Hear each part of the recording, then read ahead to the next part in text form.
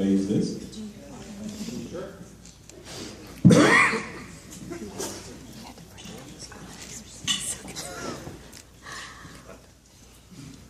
Good evening. At 43, I never expected my life to change so much from one phone call. It was August 14, 2012, at approximately 8:30 p.m., when that dreadful call changed our lives forever. The diagnosis from the speaker of my cell phone, acute lymphoblastic leukemia.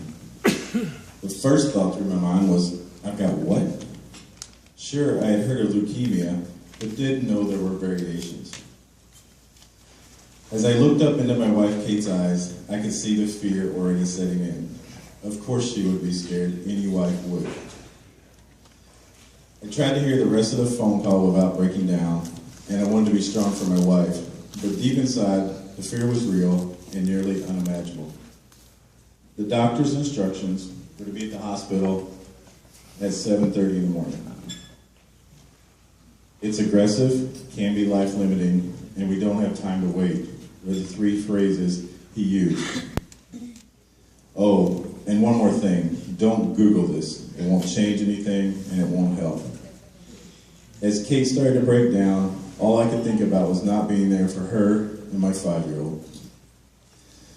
The fear of dying had never been a big one for me. After all, I had done a lot of crazy stuff that statistically would have been more likely to kill me. I'd grown up on a farm, ridden horses, scared myself more times than I can remember on motorcycles, pulled 5Gs flying competition aerobatics, been skydiving, scuba diving, taught other people to fly, and a handful of other crazy stuff that definitely should have killed me. But cancer? How is that? I'm 43 and in the prime of my life. That sleepless night was a lot of fears and even more tears. The next morning, we arrived at the hospital at 7:30 as instructed. I remember walking towards the hospital doors. Kate looked me in the eye and said, "Warriors, right?" I gave her my best yes and grabbed her hand. By 1 p.m., I had been admitted through a barrage of testing. A port had been inserted into my chest and chemo was underway. Kate was doing well considering how much had happened to change her life in the last 15 hours. The amount of information and procedures was overwhelming. As the day turned into the week, we started to deal with a cancer diagnosis. Kate did all the heavy lifting. She was taking care of everything outside of the hospital, our son, her work, insurance, plus dealing with a husband undergoing chemo. As it all sunk in and we learned more about the treatment, we realized this was a long-term treatment plan.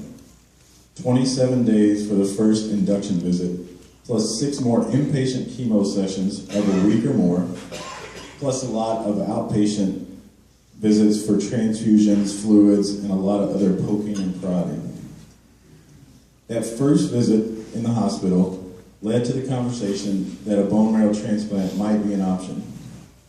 Later, we learned from the bone marrow transplant specialist that it wasn't an option, it was a necessity.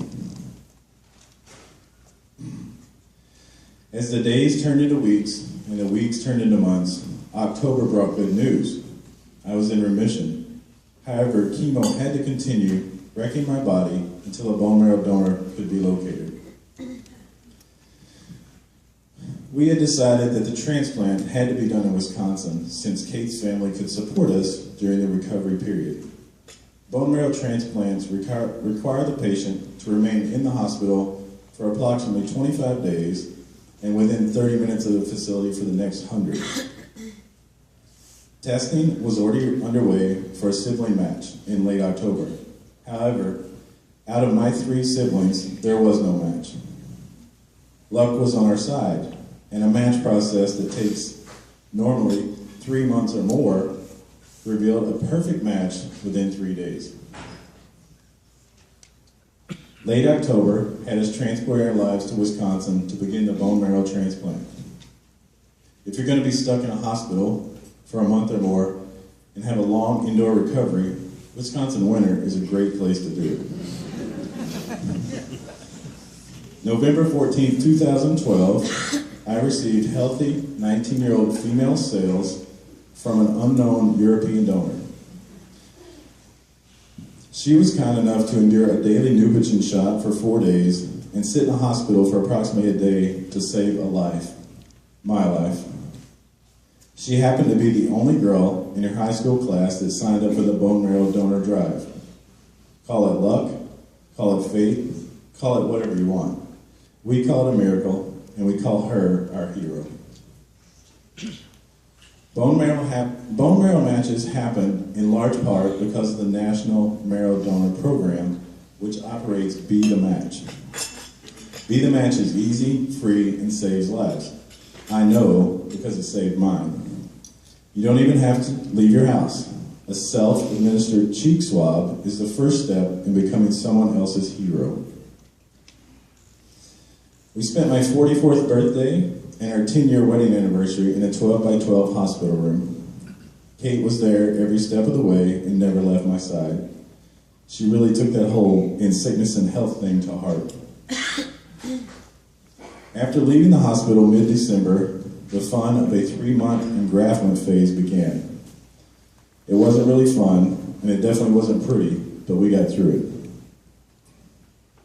We returned to our home on Isles of Capri March 10th of last year and started rebuilding our lives.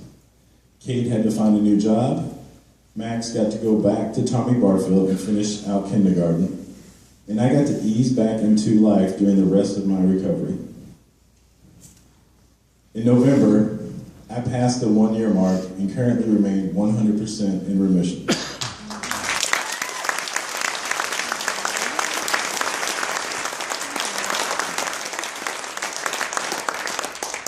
From 22 pills a day right after the transplant, now I'm on 1 pill a day, Gleevec. Why am I standing here? Research. 40 years ago, with acute lymphoblastic leukemia, the doctors would have sent me home to make arrangements. Little did I know that research that was done before I was even born would help to save my life. In the 1960s, 2 doctors in Philadelphia identified an abnormal chromosome in the blood of leukemia patients like myself. Appropriately, it was then named the Philadelphia chromosome. Luckily for me and many others, during the 1980s, the American Cancer Society funded 2 different scientists by the names of Dr. David Baltimore and Dr. Brian Drucker, who studied the chromosome and were pivotal in the development of the drug known as Gleevec. The FDA approved Gleevec in 2001, and since then it has transformed certain types of leukemia from a lethal diagnosis to a manageable disease for more than 90% of patients. I am here today for many reasons, and one of them is because of the studies and strides made by the American Cancer Society